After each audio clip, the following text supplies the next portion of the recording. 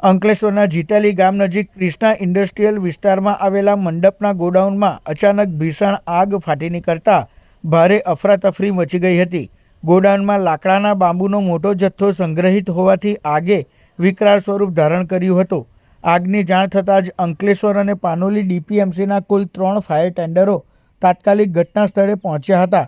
Fire બ્રિગેડની ટીમે આગ પર કાબૂ મેળવવાનો પ્રયાસ શરૂ કર્યો હતો. આ આગના બનાવમાં કોઈ જાનહાનિ થઈ ન હતી. જોકે ગોડાઉનમાં રહેલા સામાનને મોટું નુકસાન પહોંચ્યું હોવાનું અનુમાન છે. આગ લાગવાના કારણો હજુ સુધી સ્પષ્ટ થયા નથી અને સંબંધિત વિભાગ દ્વારા તપાસ હાથ ધરવામાં આવી છે. આગની ઘટનાના પગલે થોડા સમય માટે આસપાસના વિસ્તારોમાં ભયનો માહોલ સર્જાયો હતો. ડીપીએમસી આજે બપોરે 2 વાગે અમારા પર કોલ આવેલ કે ચામુંડા મંડપ માર્ગ તૈયારી પાછળ જેમાં આગ લાગેલ છે. જે અમારે ઘટના સ્થળે અમારા 3 ફાયર ટેન્ડર આવી રહ્યા છે અને એ અત્યારે આગ પર કાબુ મેળવવાની કોશિશ કરી રહ્યા છે.